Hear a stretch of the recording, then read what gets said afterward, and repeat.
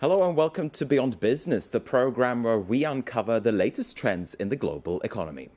Today we're looking to the skies. We're honing in on a business that's all about analysing our world by using satellite images and aerial shots. It helps winemakers with their crops, and it provides mining companies and oil firms with crucial geological details. The business is known as geo-information, and it's growing rapidly. Some say companies within the sector have internet giant Google to thank for opening up this industry. This is the Alexandria port seen from space. This satellite image was commissioned by the European Union, and it was used to prepare for a possible evacuation of EU citizens during Egypt's revolution. In Madrid, experts analyze pictures from all over the world. They decipher the information hidden within these images. The request was to support evacuation of European citizens in the area, and our product to response was analysis of critical infrastructure and support to this evacuation. We take this data, the satellite image, and we turn it into information that we give to the decision maker to take appropriate decisions regarding this evacuation. This type of analysis has been dubbed geo-information. The European Union uses it frequently, particularly to shape its defense and security policies. But according to the center's director, geo-information isn't only for states or institutions. Commercial sector is providing a number of extremely important services, and we're very happy that in recent years, both the offer and the use has been on a constant increase, and this is just the beginning. I think geo-related services are going to continue to grow in the future truly on a global scale. Philippe Delclos from Astrium Geo-Information in Toulouse, France, says this boom is due in part to Google Earth's popularity. With the Google Earth phenomenon, which started in 2005, all of a sudden, lots of people, both in the public and the private sector, discovered the existence of this geographic information and its value. To meet growing demand, operators like Astrium are diversifying their offers. They want to be ready to respond to a wide array of queries from businesses as well as individuals.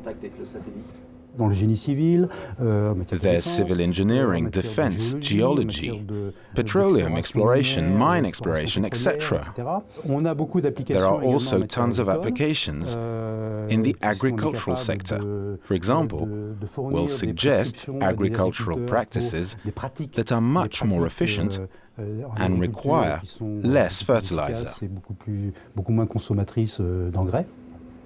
Astrium has developed a computer program called FarmStar. It helps farmers diagnose their field's health and watch over their crops' growth. More than 10,000 French farmers use the software.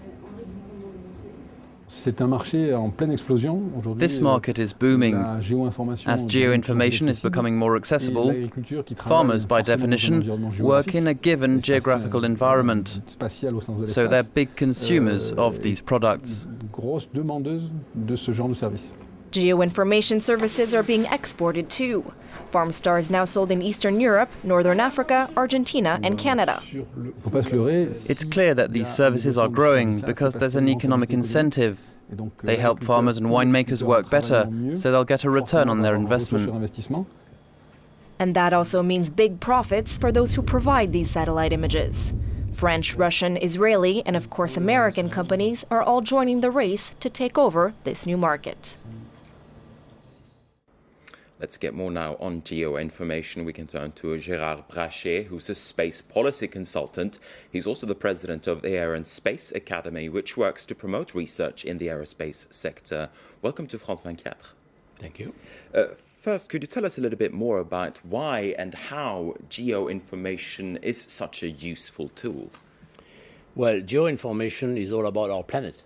It's how we use our planet and how we grow crops, how we extract oil, how we plan the use of land, how we build new railways and highways. And all this is done by using information that you can collect either on the ground, which is very cumbersome and expensive. You used to collect that from aerial photography, and now you do it from satellite imagery. which is basically the same thing as aerial photography, but the satellite has one big advantage, and that it can look at cover a lot of ground. Yeah, it can look at any point on the Earth. Well, you cannot fly an aircraft at any point on the Earth. No, it's difficult, isn't it? How much is this business actually worth at this stage? Well, I think at this stage, the business is typically of the order of $1 billion per year in terms of the raw data imagery transmitted by satellite. Now, on top of that, you have to add all the services that are developed and that are sold to the final user. And the services include a number of images, but it also includes a number of additional work to extract the information from the images. So basically the analysis of the data, not just the satellite images themselves. Yes. The analysis itself, sometimes combined with other types of data. And so overall, it's probably several $1 billion. But the imagery part of it is typically $1 billion today. So most of the value added is with the analysis itself and not necessarily with the satellite images. Yes, as always. Services is a lot more than the raw information. Who are the biggest actors? If we talk about nation states here, countries. Well, the biggest actors in the you have to consider two classes: the business actors and the government actors. The business actors are in the US, in Europe, and in some other countries, including Israel. And this business has developed drastically since a decision taken by President Clinton in 1994, allowing American companies to fly spacecraft with very high resolution imagery capability, which basically opened the market. Because previously only the military was allowed to do that. Yes, it was only the military, and in fact there was even a rule in the US that you could not go down below 30 meters or so in terms of resolution. Today, the private companies do go down to 0.4 meter. Okay. So this decision, which was a policy decision, had a very big impact on the availability of imagery for the market. The other class of actors are the governments. So in the governments, you have the military part, which is basically classified programs. The imagery from those satellites, you never see them. Full stop.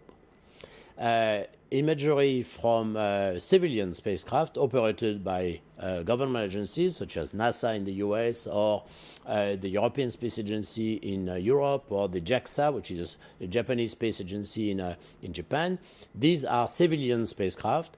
They are mostly devoted to research. That is, they are testing new types of instruments, new types of data collection system, new spectral bands and new modes of operation. So they don't aim at the commercial market. They aim at testing and qualifying new technologies.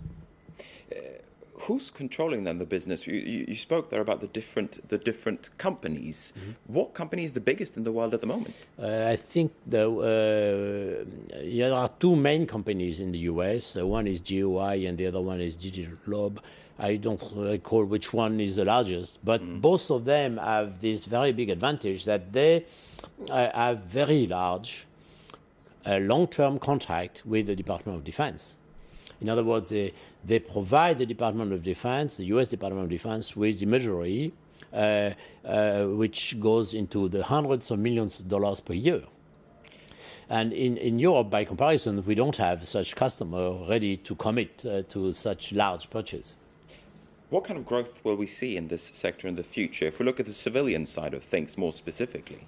Well, I would say the civilian application will continue to grow, but that will be very much linked to the growing applications, such as the FarmStar application that we saw on the video clip.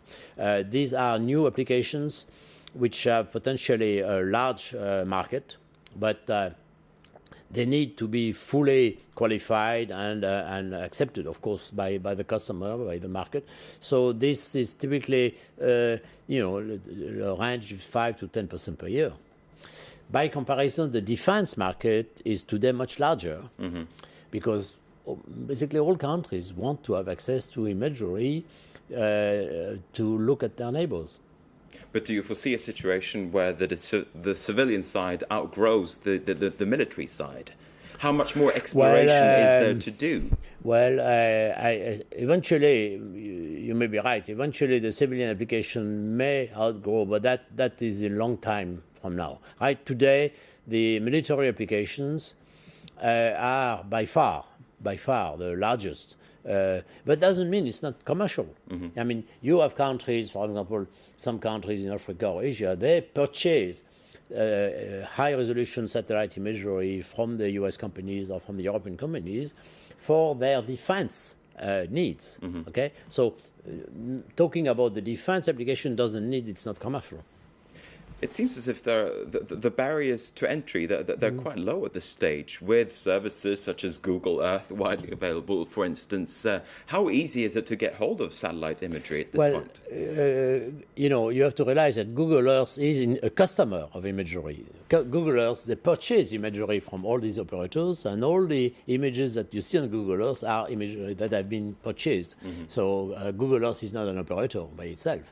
Google Earth is facilitating access to data, and it had indeed had a big impact on making the public at large aware of the possibilities. Aware of the possibilities, of the fact that this imagery is in fact there and can be accessed easily. That was a big revolution, in fact. All right, very interesting to talk to you, Gérard Brachet. Thanks very much indeed for coming into us here at France 24. Thank you very much. And with that, we're going to wrap up Beyond Business this time around. Thanks for watching, and don't forget you can get more business news on our website, france24.com.